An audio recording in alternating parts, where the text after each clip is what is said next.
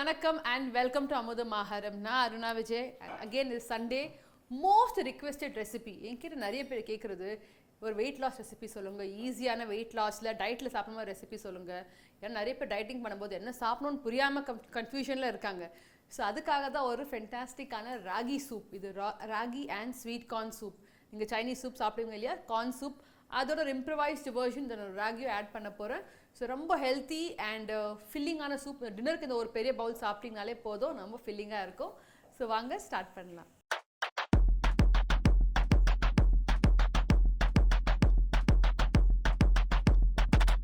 So வாங்க ingredients பார்க்கலாம். Sweet corn, capsicum, cabbage, முட்டைகோஸ்ல எடுத்துருக்கேன், beans, ragi flour, pepper ½ teaspoon, soya sauce, இது சால்ட் டு டேஸ்ட். எனக்கு தெரிஞ்சிருக்கு இது one of the most healthiest recipes. Ragi is amazing millet, ஒரு சிறுதானியம். நீங்கள் எவ்வளோ முடியும் உங்கள் டயட்டில் நீங்கள் ஆட் பண்ணலாம். ஆனால் இந்த மாதிரி சூப்பில் ஆட் பண்ணிங்கன்னா ரொம்ப ஈஸி. உங்கள் டேஸ்ட்டு ரொம்ப பெருசாக தெரியாது டிஃப்ரென்ஸு, ஆனால் அது வரைக்கும் ஃபில்லிங்காக இருக்கும். அண்ட் நிறைய வெஜிடபிள்ஸும் சாப்பிட்லாம். இப்போ நான் இங்கே பீன்ஸு, பேபி கார்ன், சின்ன கார்ன் எடுத்திருக்கேன், கேப்சிகம், கேபேஜ், முட்டைகோஸ்ல எடுத்துருக்கேன். உங்களுக்கு என்ன வெஜிடபிள் வேணும், உங்கள் கேரட்டும் எடுத்துக்கலாம், க்ரீன் பீஸ், பச்சை பட்டாணியும் எடுத்துக்கலாம். ஸோ உங்களுக்கு என்ன வெஜிடபிள்ஸ் உங்கள் வீட்டில் இருக்கோ நீங்கள் அதை சூஸ் பண்ணிக்கலாம்.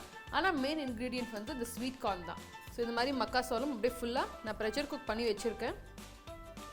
ஒரு 4 to 5 விசில்ஸ் இது மாதிரி குக் பண்ணி வச்சுருக்கேன். ஸோ யூ கேன் சி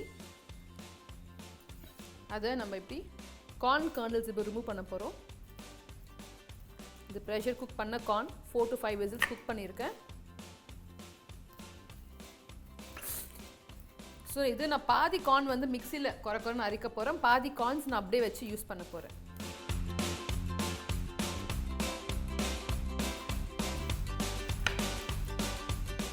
நிறைய பேர் வெயிட் லாஸ் ஜேர்னியில் என்ன சாப்பிட தெரியாது, டாக்டர் சொல்லுவாங்க ஹெல்த்தியாக சாப்பிடுங்கன்ட்டு. அதாவது கேட்பாங்க, ஓகே அது ஹெல்தினா என்னென்னு அது ஃபஸ்ட்டு சொல்லுங்கன்ட்டு. ஸோ இந்த மாதிரி நீங்கள் மில்லட் ரெசிபீஸ், சூப்ஸ் எடுத்துக்கிட்டிங்கன்னா ரொம்ப ஹெல்தி, ஃபில்லிங்காகவும் இருக்கும், ரொம்ப நேரம் பசிக்காது. ஸோ இது மாதிரி ரொம்ப சிம்பிளான ரெசிபி தான் இது. ஸோ நான் சொன்ன மாதிரி பாதி ஸ்வீட் கார்னை பாயில் பண்ணி இந்த மாதிரி கட் பண்ணி ரெடியாக வச்சுருக்கேன். அண்ட் அதே ஸ்வீட் கார்னை பாதியை இது மாதிரி குறைப்பாக அரைச்சி வச்சுருக்கேன். ரொம்ப நைஸாக அரைச்சிடாதீங்க, கொஞ்சம் ஒரு கன்சிஸ்டன்சி இருக்கணும். பார்க்குறீங்களா, ஒரு கோர்ஸ் பேஸ்ட்டுன்னு சொல்லுவாங்க, அது மாதிரி கிரைண்ட் பண்ணிக்கலாம். ரொம்ப ரொம்ப சிம்பிள். ஸோ ஒரு பாட்டில் தண்ணி, நான் ஒரு பாட்டில் ஒரு 3 cups வாட்டர் பாயில் பண்ணி வச்சுருக்கேன். அதில் நான் சொன்ன மாதிரி உங்களுக்கு என்ன வெஜிடபிள்ஸ் வேணும் நீங்கள் ஆட் பண்ணிக்கலாம். என்கிட்ட இருக்கிறது இப்போ பேபி கார்ன் ஒரு 1/4 கப், கேரட்டும் நல்லாயிருக்கும் கலர்ஃபுல்லாக பார்க்குறதுக்கு. But like I said Jains வந்து ரூட் வெஜிடபிள்ஸ் சாப்பிட மாட்டாங்க. பீன்ஸ் 1/4 கப், கொஞ்சமாக சுகர். இந்த வெஜிடபிள்ஸோட கலர் எப்போவுமே ரீட்டைன் ஆகிறதுக்கு கொஞ்சமாக சுகர். ஸோ நான் ஃபர்ஸ்ட் இந்த சுடு தண்ணியில் 3 cups பாயிலிங் வாட்டரில் sweet corn and beans add பண்ணியிருக்கேன். ஃபஸ்ட்டு ஏன்னா இது குக் ஆகுது கொஞ்சம் டைம் ஆகும், ஒரு நல்ல பாயில் வரட்டும். அதுக்கப்புறம் லாஸ்ட்டாக இந்த முட்டைகோஸும் நான் கேப்சிகமும் ஆட் பண்ண போகிறேன். அண்ட் மீன்வைல் இந்த கார்ன் இதுவும் ஆட் பண்ணிக்கலாம். கார்ன் போட நல்லா ஒரு திக்னஸ் கிடைக்கும், ஒரு கன்சிஸ்டன்சி கிடைக்கும் சூப்புக்கு. இது நம்ம அரைச்சி வச்ச கார்னு, இது கார்ன் கர்னல்ஸ்ன்னு சொல்லுவாங்க, அதுவும் கொஞ்சம் ஆட் பண்ணிக்கலாம். ஸோ நிறைய வெஜிடபிள்ஸ், இது ரொம்ப ரொம்ப ஹெல்தி, ரொம்ப ஃபில்லிங்காக இருக்கும். நீங்கள் ஒரு நல்ல பெரிய பவுல் ஒரு தோசை கூட இல்லை ப்ரெட்டு கூட சாப்பிட்டிங்கன்னா அதுவும் நல்ல ஒரு ஃபுல் கம்ப்ளீட் மீலாக இருக்கும், நல்லா ஃபில்லிங்காக இருக்கும். இதில் வந்து என்ன டிஃப்ரென்ஸ்னால் நான் வந்து ராகி ஃப்ளார் யூஸ் பண்ண போகிறேன். யூஸ்வலி சைனீஸ் சூப்பில் வந்து கார்ன் ஃப்ளார் இல்லை கார்ன் ஸ்டார்ச் யூஸ் பண்ணுவாங்க. நம்ம திக்னிங்காக and for the consistency ragi flour use பண்ணுறோம். ஸோ ஒரு கப்பில் ராகி ஃப்ளார் 2 tablespoons இருக்குது, கொஞ்சமாக வாட்டர் ஆட் பண்ணிவிட்டு மிக்ஸ் பண்ணி வச்சுடுறேன். நீங்கள் டேரெக்டாக ராகி ஃப்ளோர் தண்ணியில் ஆட் பண்ணிக்கிட்டிங்கன்னா ஃபுல்லாக உள்ளே போய் கட்டி ஆகிடும், ஒரு பால்ஸ் மாதிரி ஃபார்ம் ஆகிடும், which we don't want. So இதை நான் மிக்ஸ் பண்ணி ரெடியாக வச்சுருக்கேன். ஸோ நிறைய பேர் மில்லட்ஸ் டயட்டில் சேர்க்கணுன்னா இது மாதிரி நீங்கள் ஈஸியாக ட்ரை பண்ணலாம்.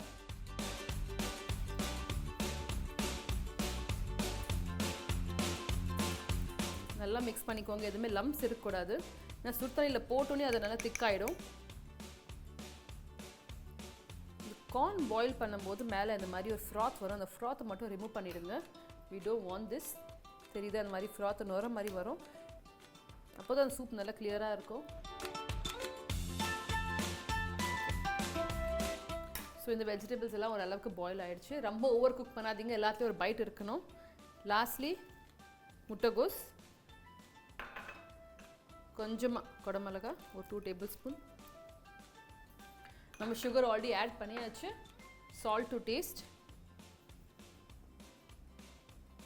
Pepper 1/2 teaspoon, soya sauce. இது உங்ககிட்ட எல்லாம் நீங்கள் ஸ்கிப் பண்ணிக்கலாம், இது கம்ப்ளீட்லி ஆப்ஷனல். பட் இந்த சைனீஸ் ஃப்ளேவர் கொடுக்கும். Just 2 drops. இது எல்லாமே போட்டு மிக்ஸ் பண்ணிக்கோங்க.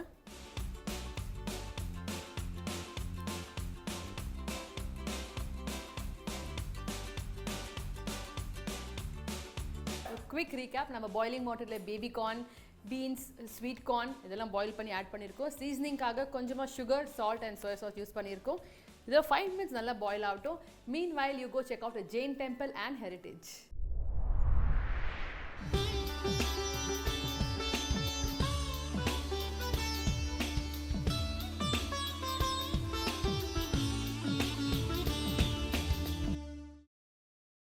தமிழகமெங்கும் எல்லா மாவட்டங்களிலும் சமணத்தினுடைய தொல் அடையாளங்கள் மலை குகை பள்ளிகளாகவும், பாறை சிற்பங்களாகவும், தனிச்சிற்பங்களாகவும், கற்படுக்கைகளாகவும், கல்வெட்டுகளாகவும் காணப்படுகின்றன.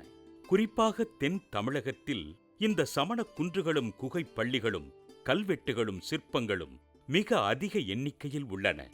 வட தமிழகத்தை பொறுத்தவரையில் விழுப்புரம், வேலூர், திருவண்ணாமலை, செங்கல்பட்டு ஆகிய மாவட்டங்களில் பல குன்றுகளில் சமண குகை பள்ளிகளும் கல்வெட்டுகளும் சிற்பங்களும் உள்ளன. நாம் இன்று காணப்போவது தனித்துவம் வாய்ந்த ஒரு மலையாகும். பொதுவாக தொல்லியல் சிறப்பு வாய்ந்த மலை என்று பார்க்கும் பொழுது அங்கு குறிப்பிட்ட ஒரு இடத்தில்தான் தொல்லியல் சான்றுகள் சிற்பங்களாகவோ கல்வெட்டுகளாகவோ கற்படுக்கைகளாகவோ இருக்கும்.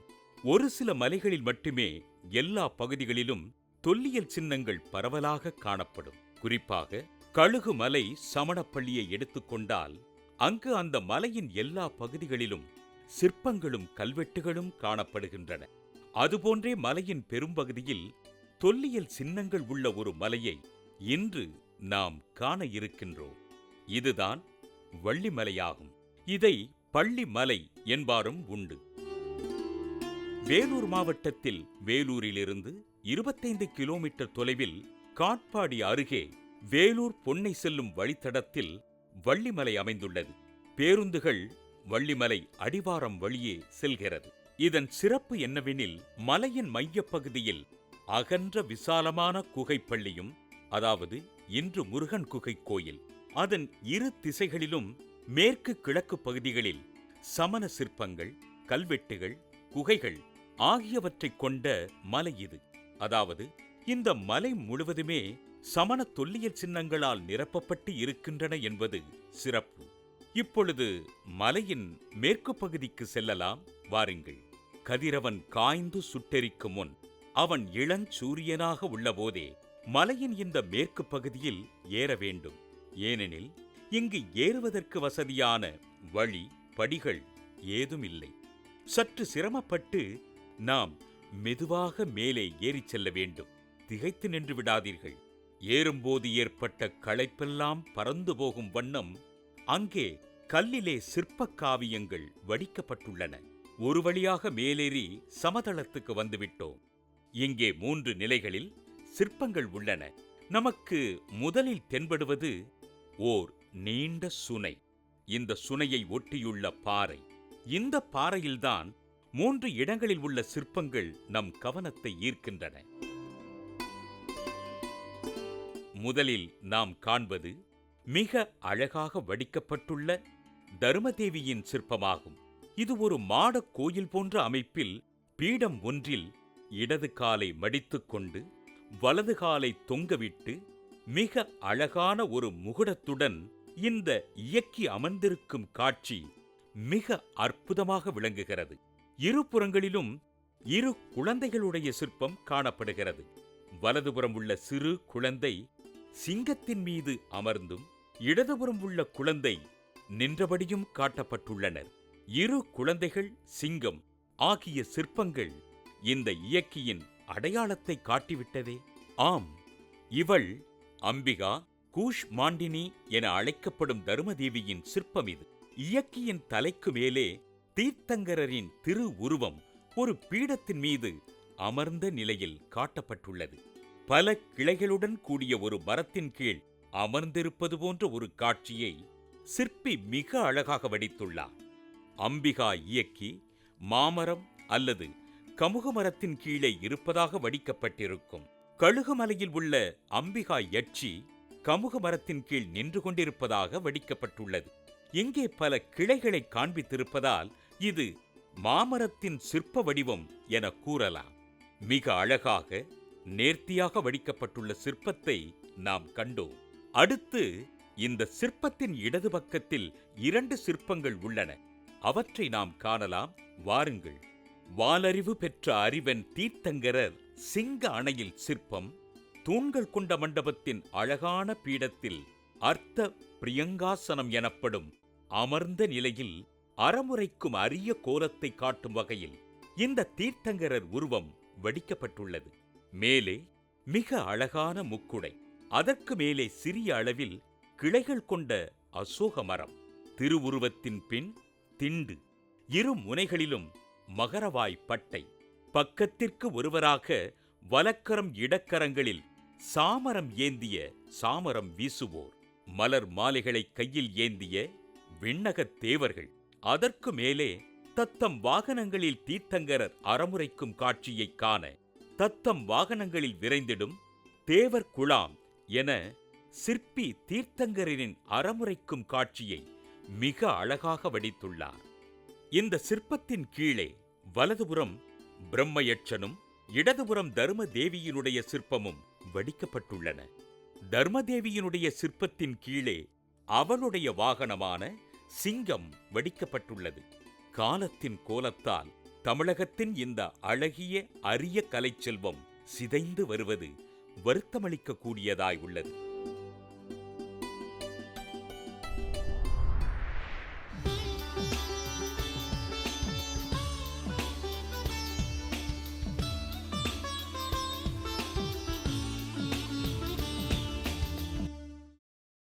அடுத்ததாக நாம் காண இருப்பது 5 தீர்த்தங்கரர்கள் கொண்ட சிற்பத் தொகுதியாகும்.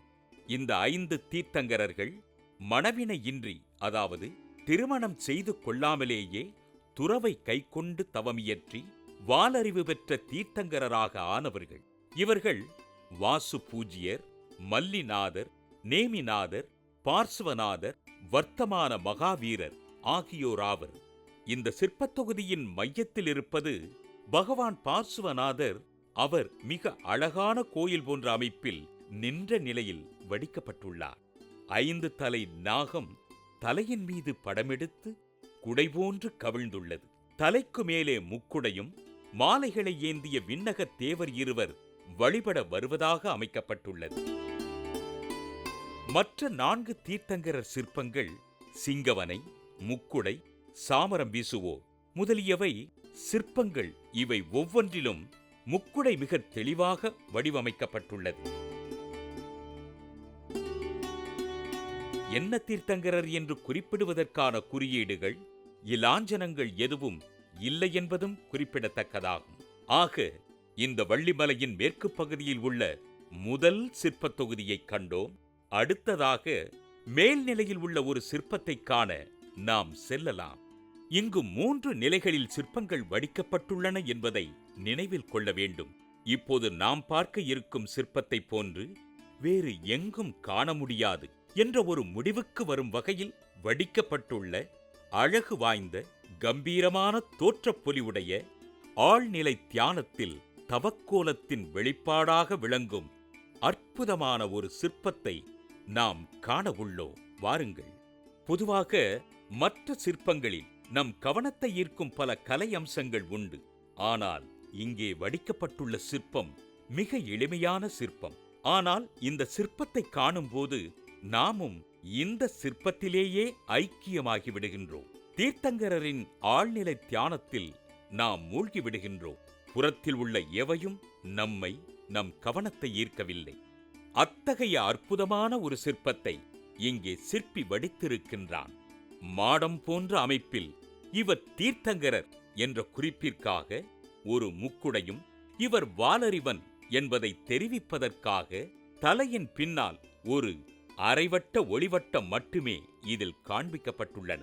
தீர்த்தங்கரர்களுக்கு பல சிறப்புகள் இருந்த போதும் வேறு எதை ஒன்றையும் இதில் காண்பிக்காமல் இந்த ஆழ்நிலை தியானத்தில் உள்ள நிலையை மட்டுமே நமக்கு மிக அழகாக வெளிப்படுத்தியுள்ளார். புன்சிரிப்புடன் கூடிய அழகான முகம், பரந்த மார்பு, ஆழ்ந்த தியான நிலை மிக அழகாக சித்தரிக்கப்பட்டுள்ளன. இதை மகாவீரர் சிற்பம் அல்லது ஆதிபகவன் சிற்பம் என்றும் அழைப்பர். இந்த சிற்பத்தின் வலது பக்கத்தில் கீழே ஒரு சிறிய அளவிலான பார்சுவநாதர் சிற்பம் வடிக்கப்பட்டுள்ளது. அதன் எதிரில் உள்ள பாறையின் அடிப்பகுதியில் முழுமை பெறா யட்சியின் சிற்பம் வடிக்கப்பட்டுள்ளது. இந்த சிற்பத்தின் விளிம்பில் இயற்கையாக அமைந்த குகை உள்ளது. இதன் ஒரு பக்க பாறையில் யட்சியின் சிற்பமும், அதற்கு மேல் உள்ள பாறையில் மார்பளவு மண்ணில் புதைந்த நிலையில் தீர்த்தங்கரர் சிற்பமும் உள்ளது.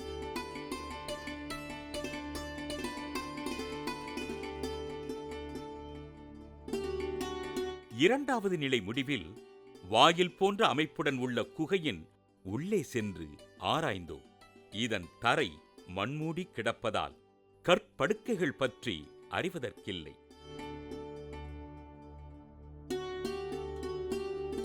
இதற்கு அடுத்த மூன்றாவது நிலை மேலே செல்லும் வசதிகள் இல்லாத சரிவான பாதையில் மிகவும் கவனத்துடன் ஏறிச் சென்றோம். அது நம்மை குன்றின் உச்சிக்கே அழைத்துச் சென்று விடுகிறது. இங்கே பாறையில் பகவான் பார்சுவநாதரின் அழகிய சிற்பமும் அதன் அருகே முற்றுப்பெறாத சிற்பமும் உள்ளன.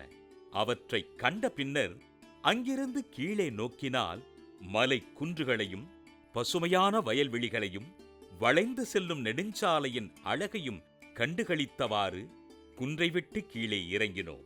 இந்த மலையின் அடிவாரத்தில் வேலூர் நகரில் வசிக்கும் ஜைனர்கள் இணைந்து ஒரு அறக்கட்டளையை ஏற்படுத்தி அதன் மூலம் ஒரு மனையை வாங்கி பதிவு செய்துள்ளனர். இங்கே துறவியர் மற்றும் பயணியர் தங்கும் விடுதியும் காவலர் தங்கும் அறையும் கட்ட திட்டமிட்டுள்ளனர். அவர்களது எண்ணம் நிறைவேற வாழ்த்து தெரிவித்தோம்.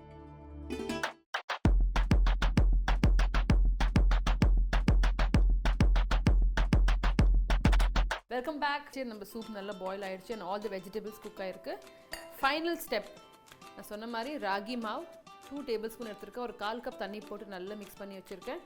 கட்டி இருக்கக்கூடாது, எதுவுமே இந்த லம்ஸ் இருக்கக்கூடாது. ஃபைனல் அதை ஆட் பண்ணிக்கலாம்.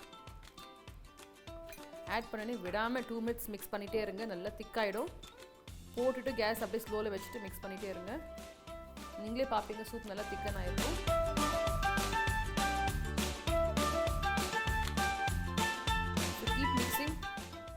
இந்த 15 உங்ககிட்ட எல்லா வெஜிடபிள்ஸ் கட் பண்ணி இங்கே ரெடியாக வச்சுருந்தீங்கன்னா 15 மினிட்ஸ் இந்த சூப் நீங்கள் ரெடி பண்ணிக்கலாம்.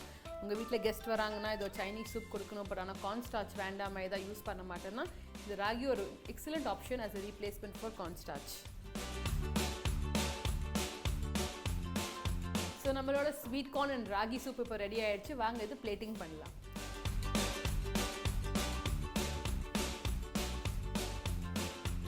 இவ்வளோ சிம்பிளான ஒரு ரெசிபி, பட் ரொம்ப ரொம்ப healthy. All good ingredients, ragi, vegetables. I think சிறுதானியம் யூஸ் பண்ணுறதுக்கு அதோட பெட்டர் ரெசிபி இருக்கவே முடியாது. ஃபைனல் ஒரு கார்னிஷ், வெங்காயத்தால் கொஞ்சம் ஃப்ரெஷ்னஸ்க்காக மேலேருந்து. அண்ட் ஹியர் இட் இஸ், என்னோட favourite sweet corn and ragi soup ready. யார் சொன்னாங்க டயட்டிங் ஃபுட் போரிங்ன்ட்டு, இதை ட்ரை பண்ணி பாருங்க. You will fall in love with it. And meet you again next week with another fantastic recipe. Meanwhile நான் taste பண்ணி பார்க்க போகிறேன். பிரமாதமாக இருக்கும். ஸோ கண்டிப்பாக ட்ரை பண்ணி பாருங்கள். And see you again. Bye.